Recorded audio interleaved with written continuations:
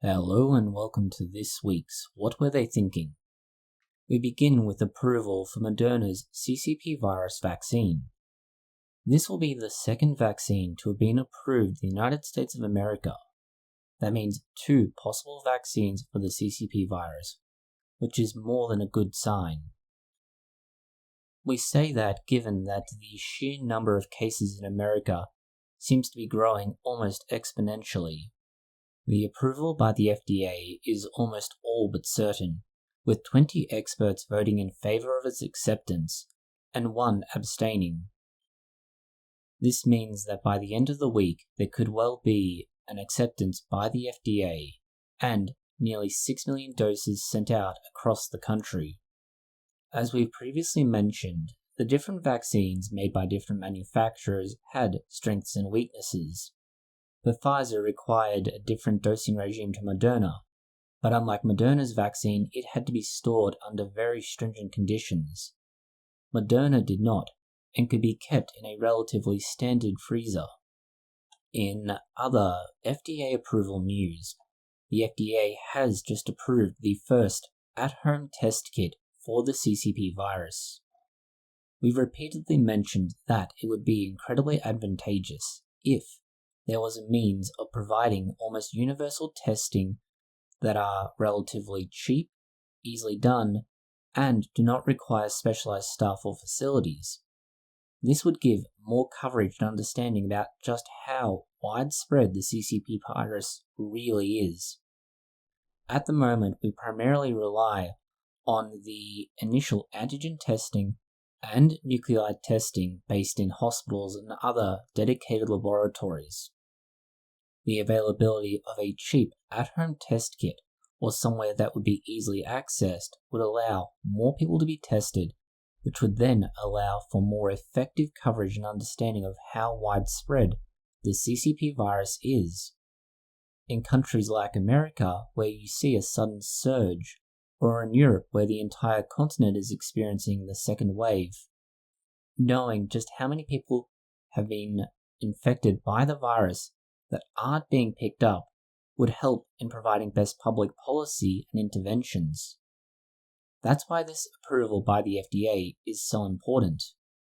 A test kit that somebody can conduct themselves, in this case it does require a prescription, but still they can do it themselves, and rather than waiting hours or possibly days to get results, would be able to know within maybe an hour or 2.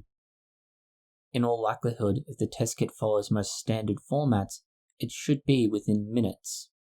This means that in under 15 minutes, somebody could have their prescription filled, take the test, and know. That is a massive improvement and a huge advantage when it comes to diagnostics and public health. The company claims that it's a product suitable for everyone from the ages of 2 and up.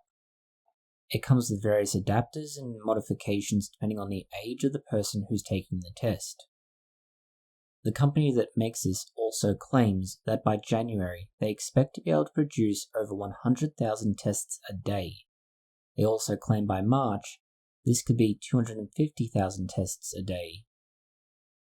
As we've said in the past, and the FDA reinforces in their acknowledgement of the test's approval, there is a chance of a number of false positives coming out of this, and that's always going to be the trade-off. Are you going to take the speed and convenience of the test kit but sacrifice some accuracy to get interim results that could lead you to make a more informed choice? Or are you going to have people living uncertainty, having to wait days for results to come back from the laboratory? Having these simple test kits, if they're more prone to a false positive than a false negative, would be a good option, as it means people can have that comfort knowing that they aren't infected, or that they need to make certain lifestyle choices in getting themselves tested and then isolated in a more effective and reliable manner. Data is what's going to drive this particular decision, and most people should, once they read through the information available, know what the chances of a false positive or negative are. Data's also something coming out now from Pfizer's vaccine. Pfizer has been reticent, it seems, to provide enough data for the scientific community to get their head around exactly how effective it is. They have, to an extent, been providing this data to the FDA, though. The FDA has now published a document on their website. This document is very interesting once you begin looking at what's happening. There's in fact one graph that is getting the attention of most people involved in public health. Once you look at the image here, you'll see that for some bizarre reason, that blue line steadies itself from about 2 weeks onwards with almost no change. That red line goes up exponentially. The blue line is the cohort that has received the vaccine. That shows you just how significant the gap between those who have and have not received it is. The chart shows people who received their vaccine, and that 14-day mark is where the 14 days post first infection occurs. Day 21 is where the participants were given a second dose of the vaccine. This appears to show that for at least 2 or more months, people are entirely protected from the CCP virus if they receive the vaccine but not the placebo.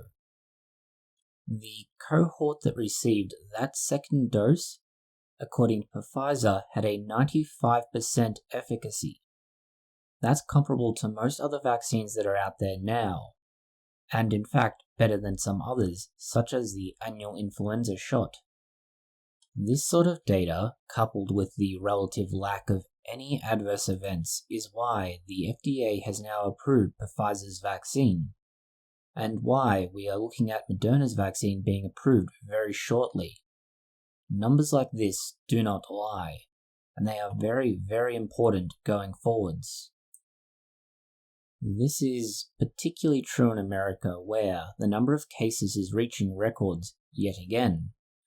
It would almost be more appropriate to say that they're racing to the top, and this is one of the places and positions where you don't want to be the best. The hope with the vaccine was that we could head off the CCP virus before it becomes a real problem. And by problem, we're referring to possibilities of mutations. Mutations would be a big issue, and they're beginning to show up both more frequently and in a way that would indicate that the virus is diverging based on geography, among other things. The World Health Organization says that they're investigating a new variant that is specific to the United Kingdom. This is a concern when it comes time to issue vaccines. If a vaccine isn't specific to the virus being dealt with, it may not have the same degree of efficacy. Similar to how the annual influenza virus may impart some protection to influenza, even if it's not the same strain, a vaccine to the CCP virus may do the same. The ideal situation would be with something like measles, mumps, and rubella, where the MMR vaccine provides specific coverage to those viruses and is complete in what it achieves. The 1,000 or so individuals in the UK who have a common variation on the CCP virus may throw a spanner in that works. That is one concern we have about it, and unfortunately the UK has been less than forthcoming with much data at the moment. There is speculation based on what officials have said that it may be one of several possible candidates. The 2 others that are most likely are either a moderate mutation in the genome associated with the spike proteins. One of these decreases its detection by the immune system, specifically antibody recognition. The second is another spike mutation that helps it bind to receptors better, that would also increase its infectivity. This means that it would be more infectious than it currently has, and where we currently have a 1 person infecting 3 to 4 others, any increase in that would be a far more serious concern. Without more information to go on, we can only assume at the moment that whilst it is more common than other variations on the CCP virus, it's not a major issue at the moment, but there are things to be vigilant about when it comes to these sorts of mutations. While we don't have any more news on the CCP virus, we should talk about another pathogen that is spreading, this time an amoeba in the United States. America is struggling with its microbes at the moment.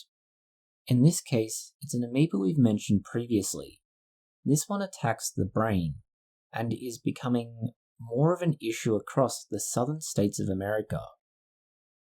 In recent months, the CDC has had to issue several warnings, and in this case, they've had to issue more this year than usual. It regards an amoeba called Naegleria fowleri. This is an amoeba that can attack the brain, and obviously anything that hits the brain is going to be a bit of an issue.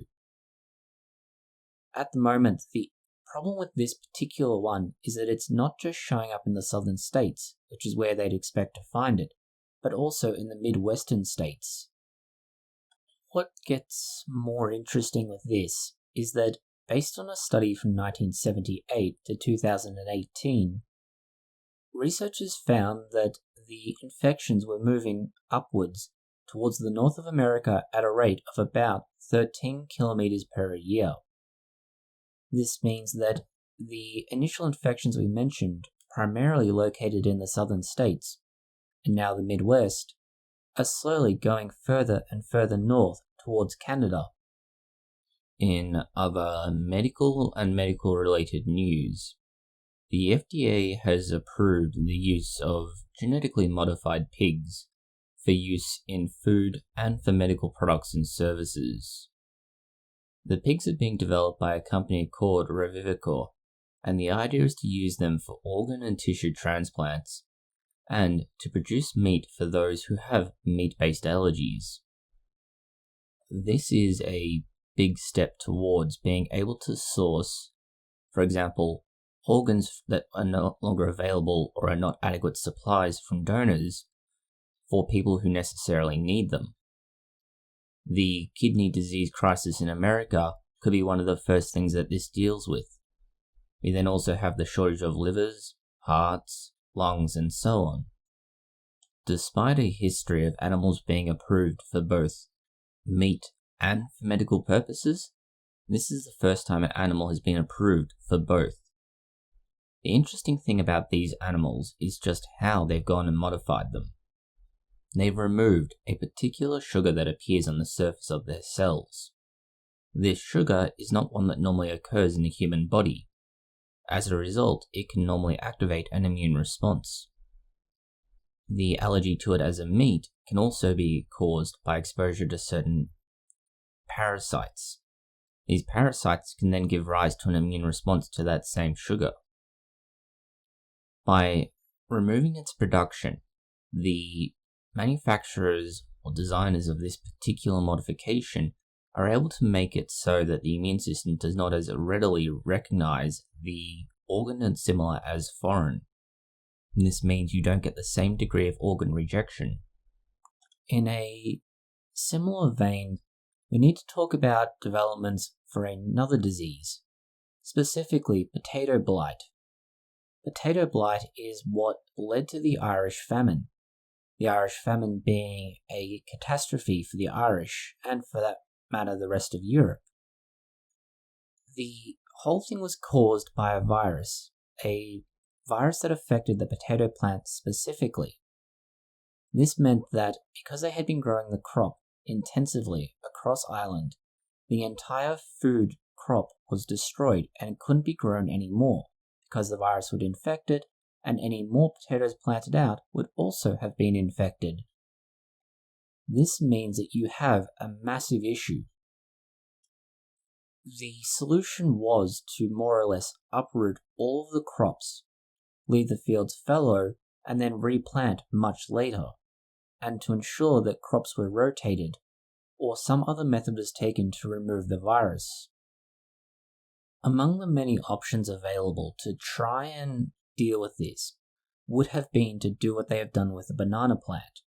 Bananas were nearly wiped out by a virus as well, but the discovery of a wild banana variety that was resistant to the pathogen that was killing off all the banana crops allowed them to rescue it and continue producing bananas on an industrial scale. While we have yet to find a wild potato with this particular attribute, there has been work towards developing such a potato. Researchers in Africa have achieved more or less that. The National Agricultural Research Organization in Uganda and the International Potato Center have jointly worked to create a new potato variety which is resistant to the potato blight. They were able to do this by taking different genes and inserting them. This created the potato variety known as 3R Victoria. Development of a resistant crop like this would have similar benefits to what BT brinjal eggplants have in India.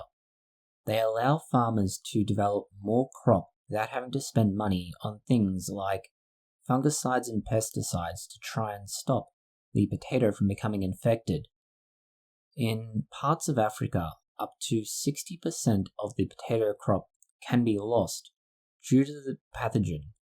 It also means that up to a third of the remaining value of the crop could possibly have been put into trying to keep potato blight away, keeping more money in the hands of the farmers, and in the case of Africa in particular, keeping more potato farmers working and producing means the food supply there is stabilized, or at least more stable than it otherwise is. There's no requirement to import food as it's all grown locally. Given the diversity of wildlife in Africa, this would also have benefits for the wild animals. The ability to concentrate farming into smaller areas where they can be more productive means more local fauna and flora are left alone in conservations. There's no need to clear that land out for more fields. This is not true of other efforts that we're making, in particular palm oil. Palm oil is often seen as the bad actor in many foodstuffs and industry. The argument being that palm oil plantations are being set up where orangutans and other wildlife live. Their habitat is cleared away and the plantations go in, meaning the animals are either forced out or they're killed. Palm oil is perhaps one of the best known of these, although not necessarily the only option. The mass deforestation is often seen as an obvious evil, and this has led to various boycotts and resistance to its use without more reliable supply chains that are accredited as not engaging in bad practices, or perhaps more appropriately, environmentally conscious practices. As we've described in the past, trying to substitute one food group, means production, or in this case, ingredient and industrial production, doesn't always work when you only serve to substitute it with another equally unpleasant or unpalatable option. This appears to be what's happening with palm oil according to one study. In its simplest terms, palm oil demand is going to increase, as will other vegetable oils. It's expected to increase by about 46% by 2050. Since palm oil is only a small part of this vegetable oil demand, there will inevitably be more deforestation and land clearing to produce these vegetable oils. The question then becomes, how can you use the available land most efficiently and effectively? One of the arguments in favor of palm oil has been that you can get significantly more yield for a unit of land used for palm oil than you can for other crops. The authors point out that when they were reviewing 23 other studies, they found that palm oil plantations were only responsible for 0.2% of deforestation across the globe, yet they are considered the great evil of oil production.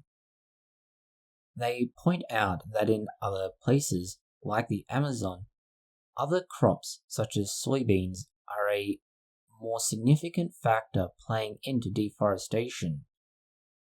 They do point out, though, that it's hard to get similar levels of accuracy to what they have with some of the crops that are being used in these deforested areas, because they don't have the same detailed assessment and comparisons data.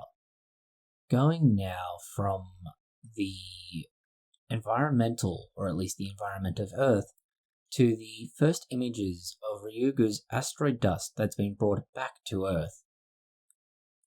Only a short time ago, Japan went on its first interstellar bombing run, and this time, rather than attacking America's Pearl Harbor, they attacked an asteroid. The asteroid bombed it with the intent of bringing back samples of the dust that would come off of it in the process. This involved the long trek out there by the Hayabusa II probe. The probe then came back and landed in Australia. After this, it was shipped off to Japan, and Japan has now started producing material from this. Because of the nature of what it is, how they collected it, and how far it had to go, both to get to the Ryugu and back again, it obviously could not collect a massive amount of material. And considering that it took 6 years for this to happen, you can understand why it was a very light craft on the way there and back again. In other extraterrestrial news, China has also just brought back samples. Although slightly less spectacular, these samples have come back from the moon, and are the first to be collected in decades. America largely shut down its lunar operations decades ago, and since then, nobody else has really gotten to the moon and come back again. There have been efforts by Israel, India, and China. Russia has of course always had a space program that was running in parallel to the US, but nobody else has gone to the moon and then brought anything back. After all, what need was there? There was no competition. China appears to be changing that status quo. This is the first sample since 1976. China now plans to try and have a crewed space station by 2022, and then have humans on the moon not long thereafter. This means their movements towards being a space-capable nation are accelerating at a very fast pace. China has yet to learn the issues with hubris and how it can be the downfall of you.